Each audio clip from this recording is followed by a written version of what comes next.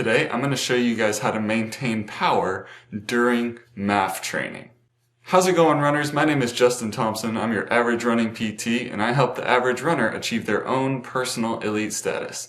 If that's something you guys are into, then go ahead and hit that subscribe button and hit the bell so that you know when the next video comes out. So I wanted to make this video today about how to maintain power while doing MAF training, or Maffetone method, or however you want to call it. So the reason I feel that this video is important is because I know that as I have started with MAF training or Maffetone training, that it becomes very easy for me to start to lose power or strength in my legs. And I don't want to lose the power that I already have while building an aerobic base. So what's the why for this? Let me give you just kind of an overview as to why I think it's really important to maintain this type of training during MAF training, or during your base building, or during your low heart rate phase of training. Number one, it gives you a better starting point for your speed work later down the road. As you get closer to your race, that's when the speed and power and that kind of development starts to happen.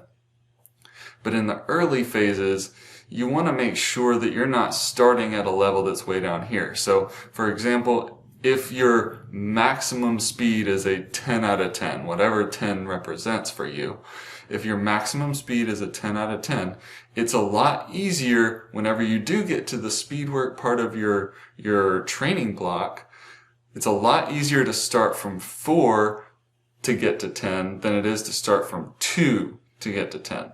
That's a much bigger gap to close during the speed work part of your training block. Whereas if you start at 4, you've got a much smaller gap that you need to close during that speed development part of your training. Now, when you do get to that speed development part of your training, if you've got a smaller gap to close, then you're not going to be having to overstrain or push yourself to get to the level that you think you need to be at. So it's going to be much easier to close that gap so that you can achieve the speed and the power and the strength that you actually want to achieve for the paces that you want to run during a goal race. The second reason why I think that maintaining power during MAF training or during base training is important is because it actually helps to maintain and keep your bone and tendon density and strength intact. So our bodies respond to the stresses that we actually put on them. So if we put the right amount of stresses on the body, then they're going to maintain or get stronger. If we don't put enough stress on them, then they'll actually become weaker. Now, whenever we run a little faster or do things that work on power or strength, that is a bigger stimulus for your tendons and your bones than just easy plodding along. Okay, so really, really important to make sure that you're doing this type of thing in order to make sure that you are keeping your bone and tendon density and strength as high as possible, so that when you do get to your speed work later down the road, you're not sending a shock into those tissues and ended up causing an overuse injury. So I gave you guys the why. Now here's the how. Method number one for maintaining your strength, your power, your speed during your base training, during your MAF training, is to work on hill bounding. So rather than going real deep into this, what I'm going to do is I'm going to link a video right here. This is from my running coach, Coach Enoch Nadler. He's a 2:13 marathoner, and he actually just got 24th or 25th in the U.S. Olympic Trials Marathon back in February. So he knows what he's talking about when it comes to this stuff. But it's not just for the elite runner. This is for everybody.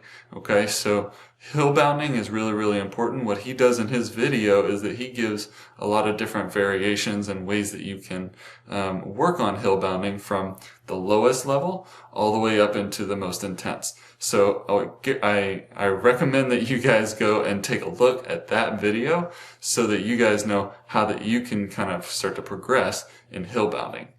Now, hill bounding is something that was made really popular way back when Coach Arthur Lydiard was talking about all of this low heart rate training and base training, way back in the day. I think it was back in the 70s or 80s that he was the big running coach around, talking about base training, but also maintaining speed through hill bounding.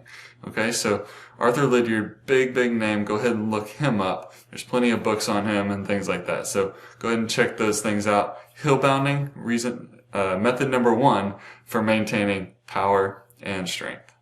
So method number 2 for maintaining your power and your strength throughout the course of your base training is to just do body weight squats. Don't overestimate the power of doing body weight type exercise. Okay, so as long as you're doing enough of them, you're going to give your body a stimulus for maintaining the strength in your tendons and your muscles and your bones and your joints. Your joints will also thank you a lot for doing just body weight strengthening work, because if we're just constantly going through the same motion all the time with just plodding along through these really low level ranges of motion, then we're never going to fully express the joint motions in our body, especially in our knees and hips.